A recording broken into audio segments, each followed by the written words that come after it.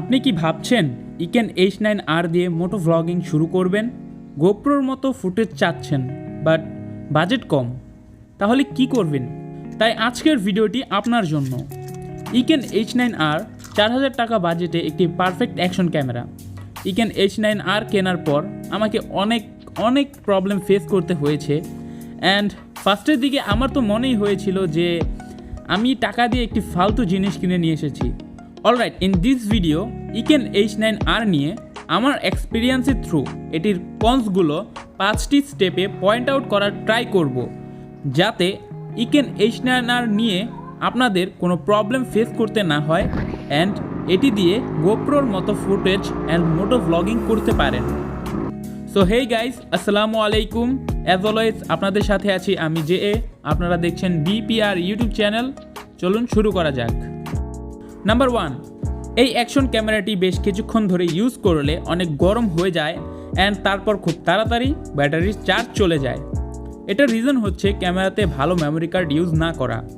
মানুষ ভাবে যে কম দামি ক্যামেরা, একটা নর্মাল মেমোরি কার্ড কিনলেই হবে, বাট আপনি কি জানেন ইকেন H9r অ্যাকশন ক্যামেরাটির মেমোরি কার্ড রিকোয়ারমেন্ট হচ্ছে at least 80 Mbps class 10 variant.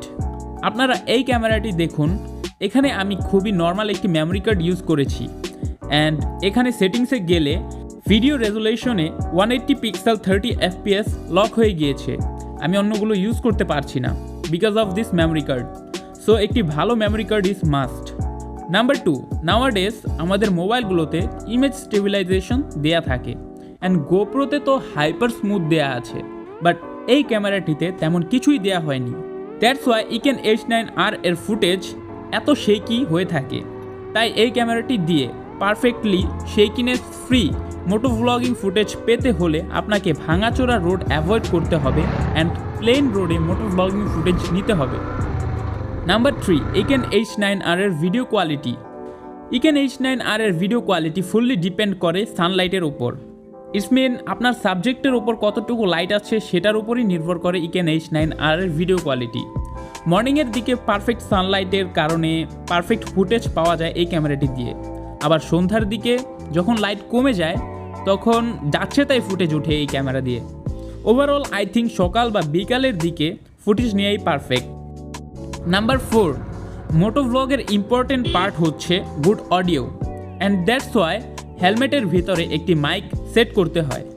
But in this case we know Eken H9r এ কোনো এক্সটার্নাল মাইক সাপোর্ট করে না।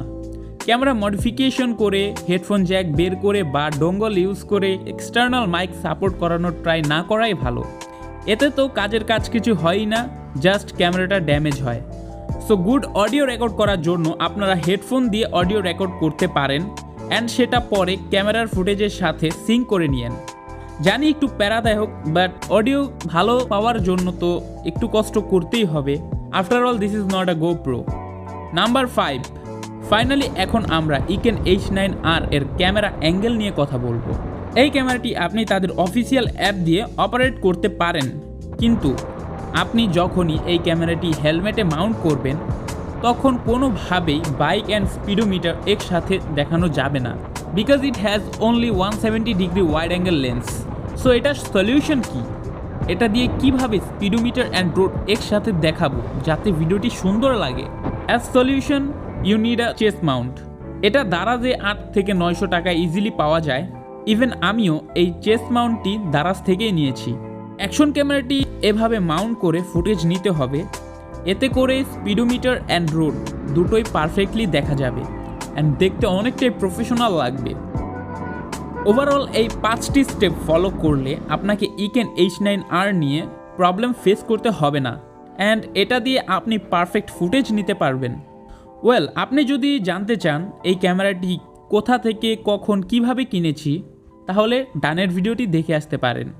কিন্তু আপনি কনফিউশনে আছেন ইকেন H9r কিনবেন নাকি Xiaomi YI2কে কিনবেন।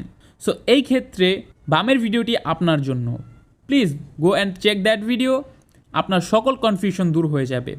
সো আজ এ পর্যন্তই, দেখা হচ্ছে পাশের যে কোনো একটি ভিডিওতে। Till then be happy, be safe, wear helmet, ride safe.